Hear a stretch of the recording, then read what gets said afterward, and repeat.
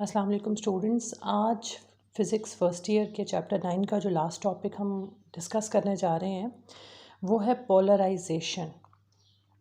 Polarisation आम sense में तो हम उसको सेग्रीगेशन या पार्ट्स करना कहते हैं। तो अगर हम लाइट की पोलराइजेशन देखें तो इसमें हम ये कहेंगे कि लाइट के कुछ प्लेन्स को या कुछ रेस को अलग कर देना बाकी रेस से।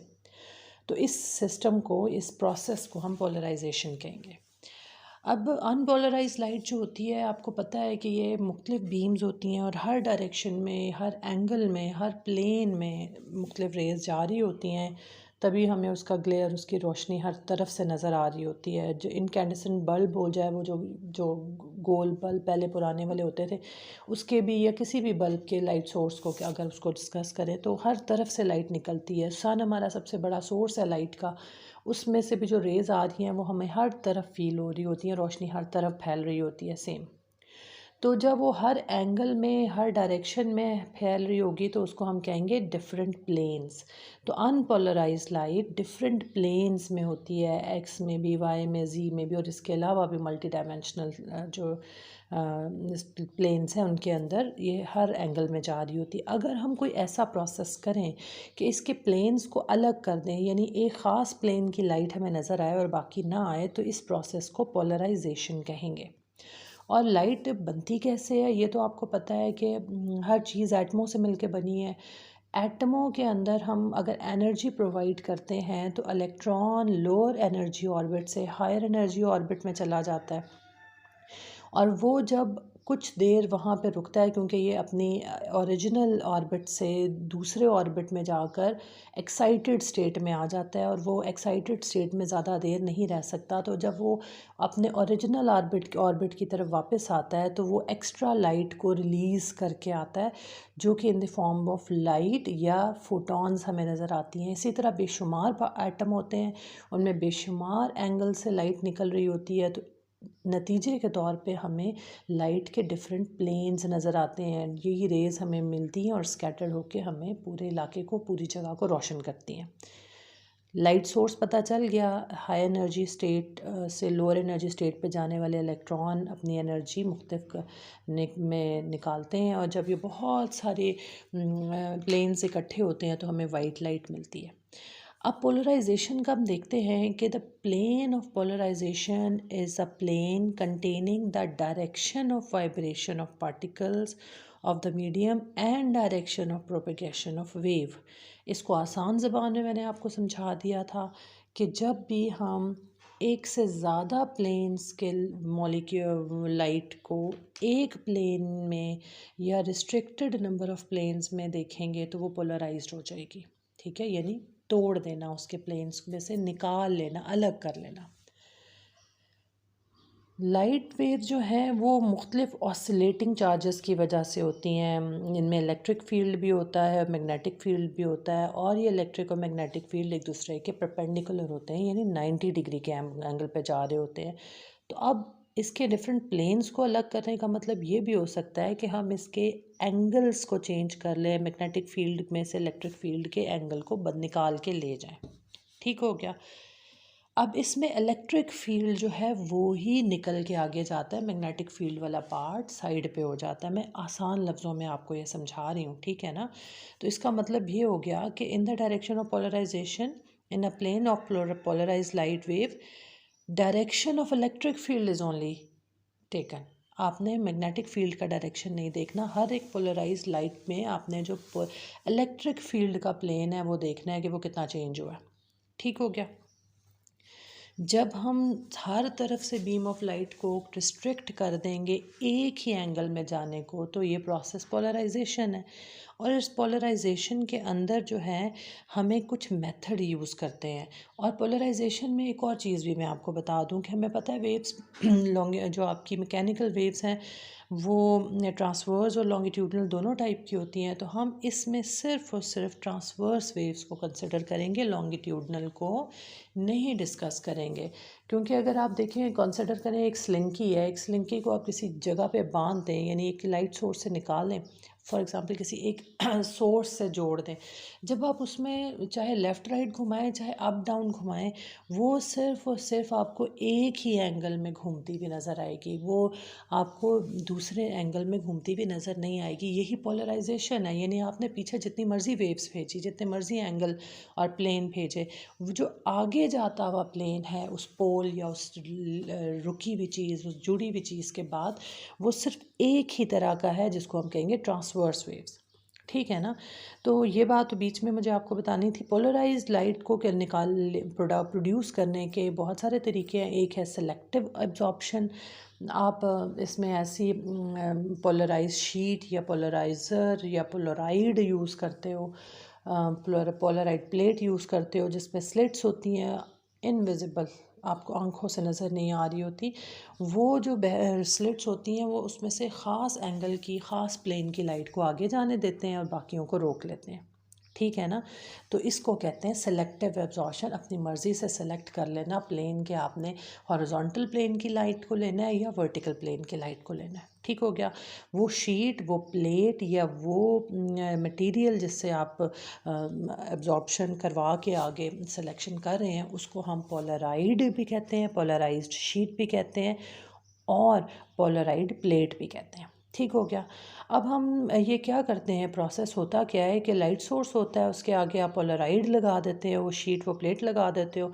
उसमें से जो जो स्लिट्स होंगी ना, जिस साइड की स्लिट होगी, वर्टिकल है तो सिर्फ वर्टिकल प्लेन की लाइट्स आगे, रेज आगे जाएंगी। अगर हॉरिजॉन्टल है तो सिर्फ हॉरिजॉन्टल प्लेन की वेव्स आगे जाएंगी। तो वो जो आगे रेज जा रही हैं वो पोलराइड हुई हुई हैं, पोलराइज्ड हैं। ठीक है। अब अगर हमने ये चेक करना है कि ये पोलराइज्ड हैं कि नहीं है, तो हम इसका दो चेक कर लेते हैं। एक टेस्ट हम ये करते हैं कि हम same slit, same polarised plate आगे लगाते हैं। अगर तो वो हमें लाइट आगे भी नज़र आ रही है तो इसका मतलब था ये पोलराइज्ड थी।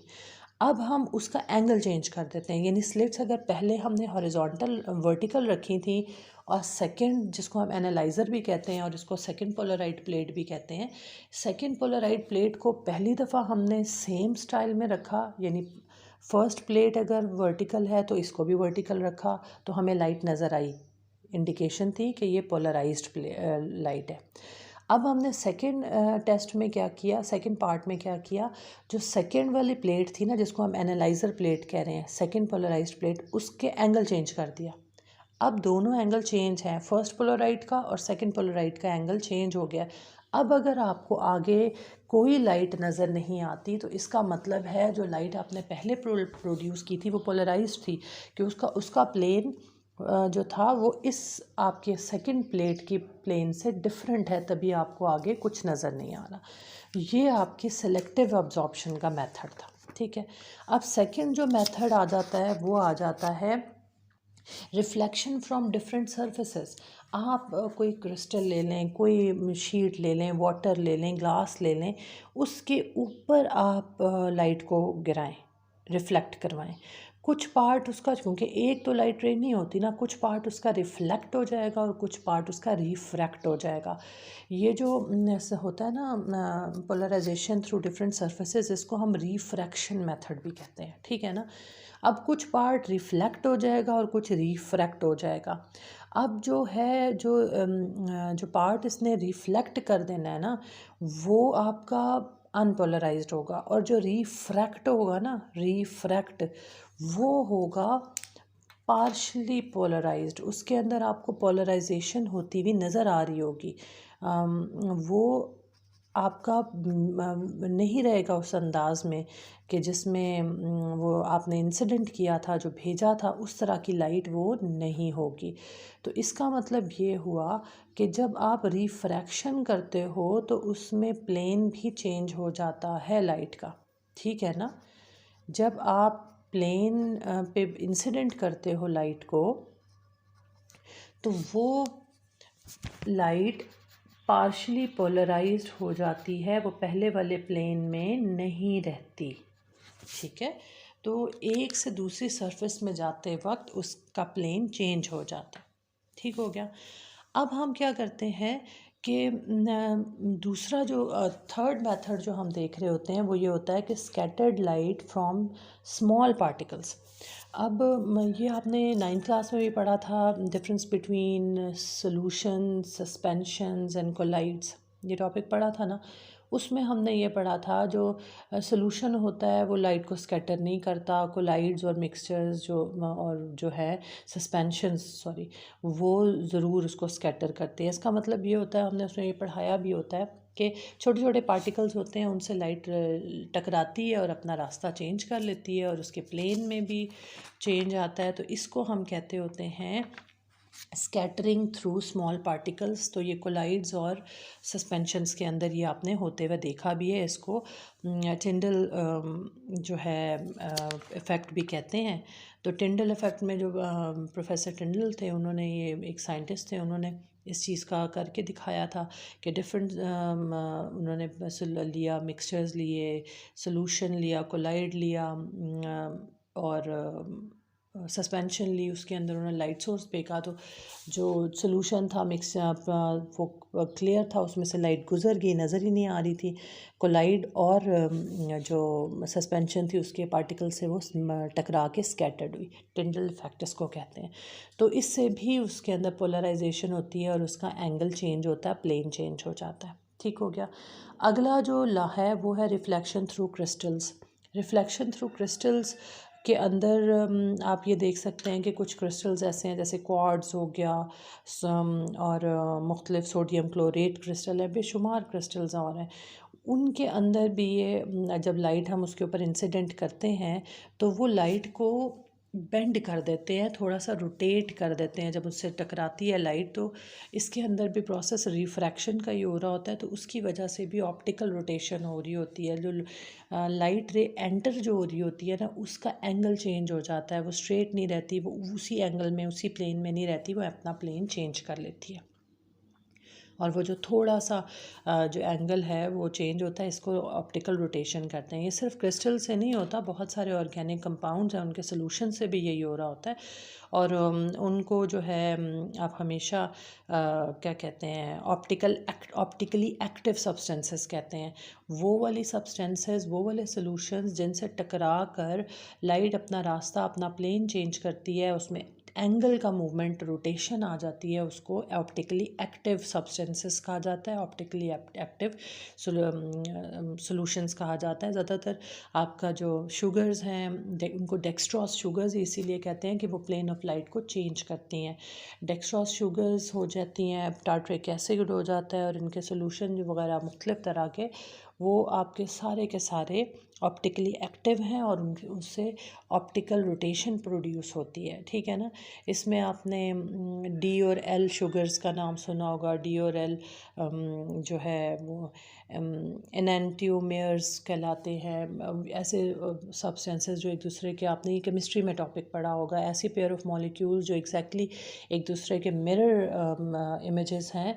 वो उनमें सिर्फ एक फ़र्क होता है कि उनमें जो फंक्शनल ग्रुप लगा हुआ होता है वो मुख्तलिफ कार्बन आइटम्स के साथ लगा होता है, अदरवाइज़ वो केमिकली और फिज़िकली बिल्कुल सेम होते हैं, लेकिन वो सुपर इम्पोज नहीं किए जा सकते। जिस तरह आप अपने हाथ के ऊपर हाथ रख लेते हो ना, लेफ़्ट और राइट, तो ये तो सुपर इम्पोज हो रहे हैं, लेकिन आप इनको देखो तो ये बाकी लिहाज से बिल्कुल सही हैं, लेकिन जो ये एनेंटियोमेर्स हैं ये एक दूसरे पे सुपर इम्पोज नहीं होते। इसका मतलब यही है कि आप जैसे राइट के ऊपर राइट हैंड रख लो, राइट के ऊपर लेफ़्ट रखोगे तो वो सुपर इम्पोज हो रहा है, अंगूठे के ऊपर अंगूठा, उंगलियों के ऊपर उंगलियां।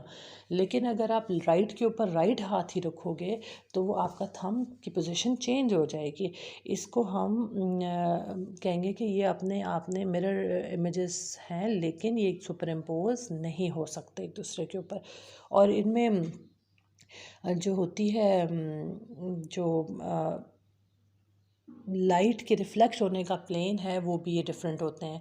तो इसके अंदर जो डी और एल एनेंटियोमर्स है ना, उनमें फ़र्क ये होता है कि एक में लेफ़्ट साइड पर डी वाले के अंदर राइट साइड पर फंक्शनल ग्रुप लगा हुआ होता है OH ग्रुप, और एल वाले में लेफ़्ट साइड पे लगा हुआ होता है। डी वाले में राइट साइड पे और एल वाले में लेफ़्ट साइड पे फंक्शनल ग्रुप लगा हुआ होता है। इसीलिए इसी तरह फंक्शनल ग्रुप के डिफरेंट होने की वजह से उनके जो प्लेन में चेंज करना लाइट को है वो भी चेंज हो जाता है। तो ये एक इजी टॉपिक था। इसके मुख्तलिफ में आपको साथ साथ एनिमेशंस और ये सारी चीज़ें भी आप देखते जा रहे हैं। तो इसमें ये देखते हैं कि जो इसका यूजेज है वो कहाँ कहाँ पे होता है। आपने देखा होगा कि जब आप किसी पानी की सरफेस पे तेज़ चमकती धूप वाले दिन देखते हैं तो वो उसका ग्लेयर, उसकी चमक आंखों से बर्दाश्त नहीं होती, क्योंकि वो रिफ्लेक्शन के थ्रू ये आ रही होती है। डिफरेंट सरफेसेस वाला फिनोमेना इसमें लग रहा होता है, पोलराइजेशन हो रही होती है, और वो जो प्लेन जो होता है लाइट की प्लेन चेंज होता है और उसका ग्लेयर, उसकी चमक ज़्यादा होती है। इससे हमें ये पता चला कि अनपोलराइज्ड लाइट की निस्बत पोलराइज्ड लाइट की इंटेंसिटी, उसकी चमक ज़्यादा होती है। तो हम पोलराइज्ड ग्लासेस यूज़ करते हैं, ऐसी प्लास्टिक की चीज़ें यूज़ करते हैं जिससे उसका ग्लेयर कम हो सके, ताकि हमें उसकी इंटेंसिटी, उसके प्लेन ऑफ लाइट को चेंज कर दें, कम लाइट से उसमें से निकले। गेम्स ऐसी बहुत सारी हैं जिसके अंदर बच्चों को दिखाते होते हैं, कार्ड्स हैं मसलन, वो आप कार्ड्स दिखाते हैं तो वो चीज़ मूव करती हुई फील होती है। ये भी पोलराइजेशन का है। प्लास्टिक इंडस्ट्री के अंदर के अंदर बहुत ज़्यादा इसका इस्तेमाल किया जाता है, एंड जिसमें आप इसका स्ट्रेस एनालिसिस करना चाहते हैं मुख्तलिफ़ चीज़ का, उसमें आप पोलराइजेशन ऑफ लाइट करके देखते हैं कि कितनी इसकी स्ट्रेस को बर्दाश्त करने की है। लाइट को फ़िल्टर करने के लिए आप इसको बहुत ज़्यादा यूज़ करते हैं, पोलराइजेशन के प्लास्टिक और ग्लासेस को। फिर आप 3D एनिमेशन की जो आप 3D की जो इफ़ेक्ट देते हैं मूवीज़ वगैरह में, वो भी पोलराइजेशन की वजह से होता है। फिर आप क्या कहते हैं कि केमिकल इंडस्ट्री के अंदर इसका बहुत ज़्यादा इस्तेमाल है। शुगर्स वगैरह आपको पता है, डेक्सट्रॉस शुगर्स, उसमें आपने केमिस्ट्री में इसका देखा है। वो उसका इफ़ेक्ट आपके ऊपर डिफरेंट होता है। फिर जो मुख्तलिफ़ आप ज़िंदगी के अंदर चीज़ें हैं जिसको आप देखते हो कि खिड़कियों के ग्लासेस वगैरह और ये विंडो पैन्स वगैरह और ये मुख्तलिफ़ जगहों पे इस्तेमाल होने वाले मटेरियल्स हैं, वो लाइट को फ़िल्टर करने के लिए, उसकी इंटेंसिटी को चेंज करने के लिए इस्तेमाल होते हैं। तो इस पोलराइजेशन का ज़िंदगी में बहुत जगहों पे इस्तेमाल है, और आई होप कि आपको ये सारा टॉपिक समझ आ गया होगा। इसके